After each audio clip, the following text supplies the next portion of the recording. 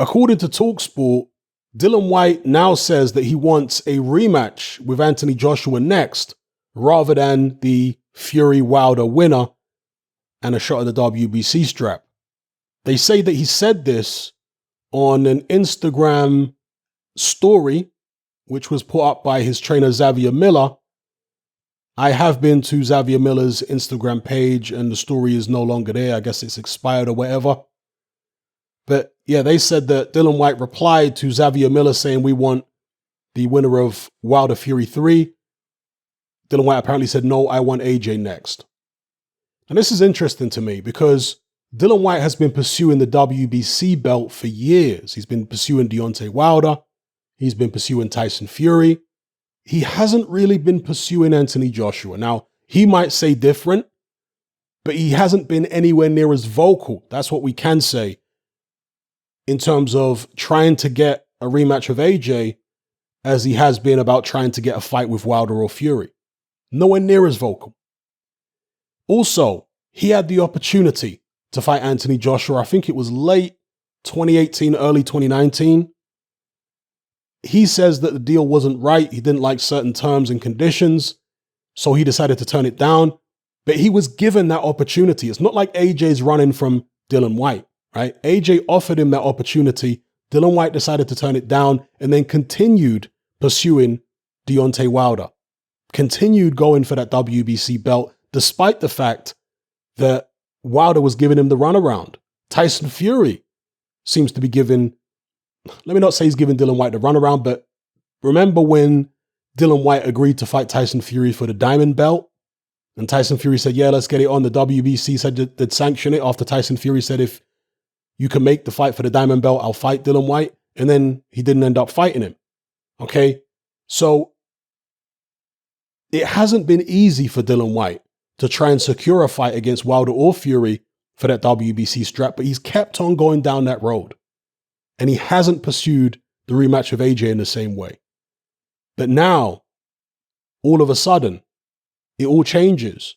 Has he just got sick of pursuing the WBC route? Or is there more to it than that?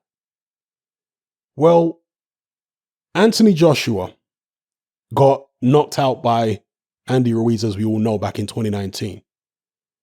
And a lot of his rivals would have taken confidence from seeing what Ruiz did to him.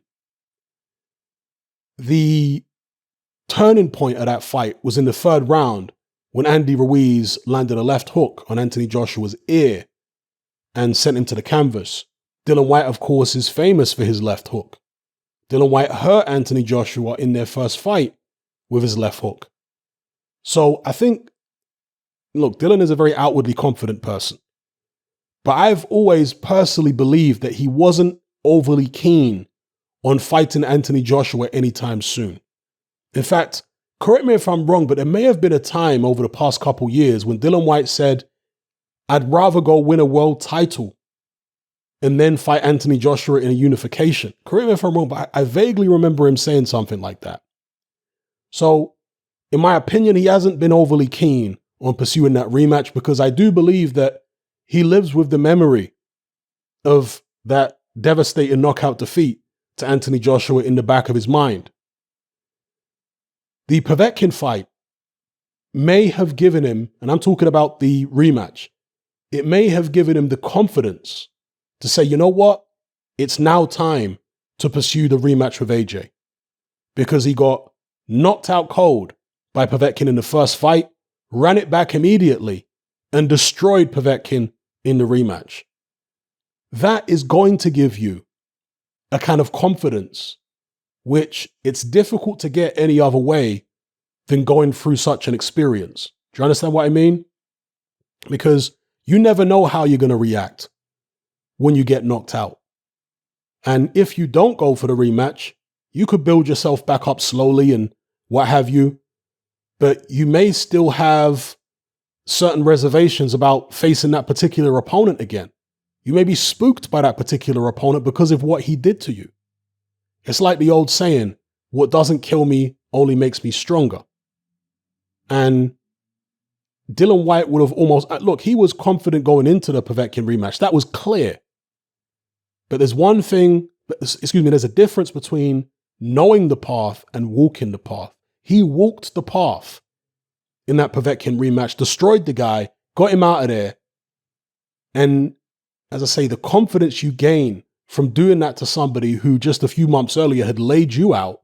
Now, again, it's a bit different than the Anthony Joshua fight because, of course, that first Povetkin fight, Dillian Whyte was in complete control. He dropped Povetkin twice. That wasn't the case when he fought AJ. Yes, it was competitive, but he certainly hadn't dropped AJ a bunch of times. AJ had been on his case early in the fight, putting him under a lot of pressure, hitting him with a lot of big shots. I mean, it looked, for all intents and purposes, after the first round and then maybe, half a minute into the second round, as though Dillian Whyte might not last long because he was under very, very heavy pressure. But he managed to land a left hook, and from there on in, it became competitive until AJ eventually wore him down and took him out in the 7th. So Dillian Whyte really had the fight beaten out of him against Anthony Joshua. You know, he was worn down and then knocked out. Whereas against Povetkin, he was in control. He just caught with one shot, and that was it. So it wouldn't have been, I have to imagine, as difficult to overcome any, residual mental scars or whatever from the Povetkin fight as it would have been in the AJ fight, because he didn't get worn down and knocked out against Povetkin. It was just one shot out the blue. Great setup by Povetkin, don't get it twisted, but it was a shot that came against the run of play. Whereas against AJ, that didn't really come against the run of play. It was a competitive fight. It was a very tough fight, and Dillian Whyte got knocked out. So I can see why Dillian Whyte wouldn't be so quick to jump straight into an Anthony Joshua rematch as he would be to jump into a Povetkin rematch. And also because with Povetkin, he wanted to get his place back as WBC interim champion or whatever the case may be. And that brings us onto the WBC themselves.